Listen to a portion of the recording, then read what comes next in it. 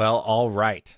Well, we have done the impossible. We've taken a PRD into a usable mockup with no outside help from anyone whatsoever. And again, we looked over Replit and V0, and we got some pretty good insights from that. And we can continue to edit this and work on this, but we kind of have a problem here is we didn't really take any customer feedback to make this improvement, to make these improvements, to make these dashboards. We kind of went off the fly, which is not good product management practices. So how do we go through customer feedback to answer these types of questions about, well, maybe they did want something for these dashboards. Maybe there was specific user insights that we had. And so there's a lot of qualitative analysis tools. Some will do qualitative analysis on reviews that are external, like they'll pull from G2 or they'll pull from your app store reviews or something like that. A lot of qualitative analysis tools for user research teams might do customer call analysis, and they might find trends and sentiment and stuff like that, often used for user research. And then, of course, there's a lot of tools kind of in between where they might help with writing PRDs or something like that, and you can upload some context, some information, and we'll kind of go through it. But one of the things that we really have to think about when we think about using these tools is there's this thing called a context limit. And so every model has its own context limit. And some models, depending on the different types of tools, even if they use the same model, they might have a shorter or smaller context limit based off of what it's doing. So for a coding assistant, it might use a lot of its context just to write the code itself, and it might not have a lot to go on to write that document or to update that document or to process a lot of that feedback. So what a lot of these companies will do is they'll do things like embeddings or vector search, which are basically ways of embedding more data into the AI so that it can answer your question with more information. But what you lose with that is you lose accuracy. You can't get the same citations, you lose context. So even though, for example, if we were to go to a tool like Build Better, if I said, go through our customer signals, what are the top compliments of things that they loved about Build Better, and it just listed the top 4 over the last week basically, and each one has specific citations, and it can take me straight to those segments of calls, and I don't have to trust it from the horse's mouth. It can take me to that. This is kind of like a high level like search over the data, but it's pulling from data that's already been processed. It's really, really high quality processing, so the actual outcome tends to be much better as well. So the problems that we often have is if you use a tool like ChatGPT, where if you were to just like upload a file or upload a document and say, here's a transcript, I want you to process it, that's fine. Doing one transcript is probably going to be okay. But if you were to use 1,000 transcripts or 1,000 hours, or you wanted to keep uploading transcripts, you wanted to keep that chat keep going, you're going to start getting worse and worse answers. It's going to have a harder and harder time understanding what's happening. And it's going to be really hard to merge this data together. So whether it's getting integrations from getting your calls to be recorded to getting integrations of getting your customer support tickets or specific knowledge databases you have, like maybe you have all these sales calls or Slack threads or Slack channels with customers, all this customer support data, all this stuff into one place, you really want to think about how is the data being processed and cleaned so that when we do ultimately want to ask a question to it, I trust the answers. The answers are very good. So we'll talk a little bit about how we do this and Build Better, but there's a lot of qualitative analysis tools, whether it's user research tools or product tools, a lot of these AI tools that have kind of come out. We definitely take a different approach. We often prioritize quality over quantity.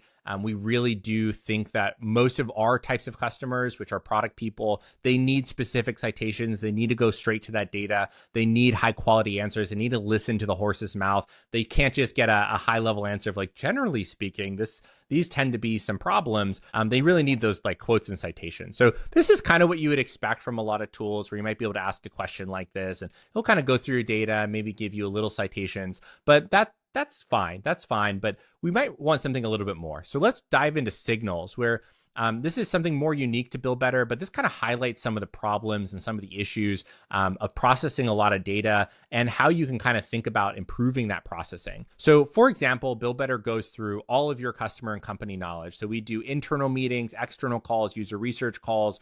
We can do importing from sales calls, support tickets, Slack threads, Slack messages, emails, all of that data. We're going to mostly focus on call recording and transcripts here because that's kind of one of the harder ones to think about.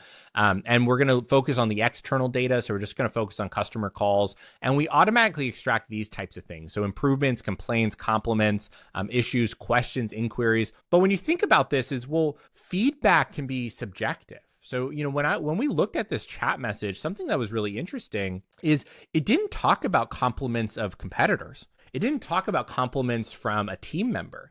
It didn't talk about a compliment about maybe it was a competitor's tool that was really good or something they really liked, or maybe they complimented me on my t-shirt or my hat. That didn't get embedded. So these systems have to kind of have a good idea of context, because if you just uploaded a transcript to ChatGPT and say find all the compliments, it would struggle where maybe you said, oh, you live in New York, I love New York, and that's a compliment. But that's not related to our product, unless your product is something related to maybe real estate, where being in New York is relevant. So this context that we're providing, it really does change the knowledge that it has. And 99.99% of tools that you use don't really spend the time to get the context right. So every extraction is not as good as it really should be, or as it could be. So these extractions aren't just automatically done, but they're pulled with all the context about your company and all your knowledge there. I'm going to focus on positive things because I like positive things. And we're just going to look over maybe the last 30 days. And we can look by specific topics. So I think one of the things that we're thinking about are dashboards. Do we have anything? Oh, do have to type. So yeah, we have a lot of stuff about dashboards. It looks like we got one thing there. Let's over 30, maybe over 6 months. We can kind of look at dashboards. Let's see if that's changed anything. We can also look by specific keywords, maybe tags that we've added to the data. This will look over basically everything. I might want to filter this by positive or negative sentiment, maybe a folder I've created, maybe severity, were they really excited or really frustrated about something, maybe bias. So if this was a sales call, maybe I want to take out the bias. Maybe they asked a leading question, which we all know now is not the best way to do user research. Or we can even filter by a specific persona. So I just want things from customers. I don't want things from our team members. And I also might want to filter by specific company or emotional response, were they annoyed, concerned, happy, or a specific impact that we have on the business.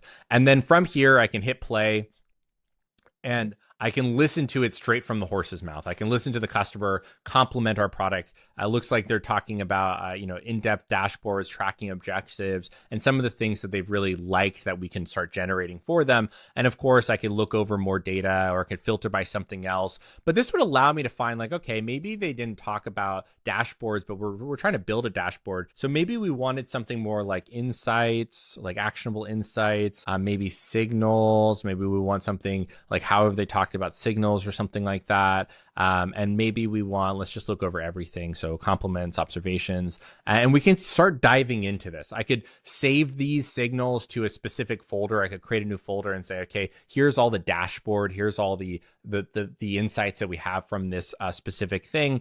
And then I can generate a document. So one of the things that we might want to do is, now that I've saved all this data into a specific folder and I've kind of gone through it, I might now want to turn this into a customer analysis or PRD or some type of job to be done or some type of framework or a status update or user persona or something like that. So I could say, okay, here's some use cases, and maybe I select a folder, and maybe we do kind of like the documents folder or something like that. And we can kind of generate some type of document from that. And the documents, we can use our own templates. So this is kind of what we talked about with prompt engineering, is you can go and create like a document template where you give it a title, give it a description, and then you give it some type of some template, some outcome. My general opinion is, if you're trying to generate a template, I like going to a tool like ChatGPT or using Build Better to generate a template. So I could go and say, write a template for a dashboard PRD,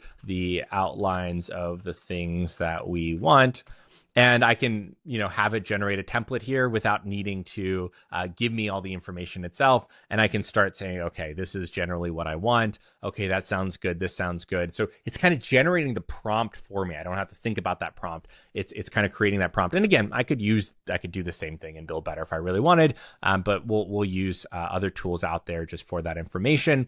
And I could upload a document here. I could upload a transcript, for example, and say, okay, this is good. Now I want you to use this transcript transcript or this knowledge to fill this document out. So for example, we'll kind of let this finish, but I could, copy and paste this in here, kind of give it a title, give it a description. And then when I generate document, we'll kind of go here. We actually are working on a specific thing. So this is Signal comments. So right now, when you go to a Signal, you can't comment on it yet. We're working on that right now. But I took a recording that we already had. We had a weekly product review, and we talked about this feature pretty in depth. And then I said, okay, I want you to actually write a PRD about this. So it went through and it said, okay, here's the introduction, here's the product overview, some stakeholder identification, who might be responsible for this, market context, okay, what else is out there, some analysis. And what I love about this is hyper context aware. I can obviously export this to Notion or Google Docs or Confluence or something like that, or Coda, but it pulls from knowledge that we already have. So when I'm looking, I'm going to go to this weekly review. This was like a call that we really went over some features that we're actively working on right now. And you'll see here that it wrote an incredible summary about this call, really focused on what I would care about as a product person. We also have full transcript access, and I could ask a question here. What were the feature enhancements? That's a good generic question for it to ask. And it will kind of go through the data and be able to say, okay, here's the transcript, or here's the knowledge that I can pull from. And maybe I just want to answer a question for myself, or maybe, of course, I want to turn that into something more specific. So when we think about processing a lot of data, when we think about going through a lot of data, we want to think about these context limits. We want to think about these context windows, and we want to think about the context that we're giving it. So, every single time, for example, it's processing data at Build Better, and we have these little custom contexts. So it goes through every single time it goes through a signal. It understands what our product does, who our customers are, what features we have, what features we don't have, what features we're working on, what features we're not working on. So it has that context to kind of start generating those insights. So I can start going through and slicing through and saying, okay, what are some questions? What are some feature requests over the last week? What are some competitors that people have mentioned? What are some action items that have come out from that? And I can, process this. I could turn this into objections and such like that. We also have a feature called reports, where we will automatically go through this data for you. So we'll talk a little bit more about how we turn this into more consistent data at your company. But from a super high level, that's kind of how we start processing data. Is we start giving this to a tool like Build Better, to a lot of qualitative tools that are out there, and we start synthesizing that into buckets. We can start tagging it. We can start putting these into folders and stuff like that. So that's a super high level on how you can use tools like Build Better to start synthesizing a lot of data, a lot of integrations, and getting that data into one place for you and your product team to use. Hopefully that helps. And we'll talk a little bit more about reports and how to turn this data into something more in the next video.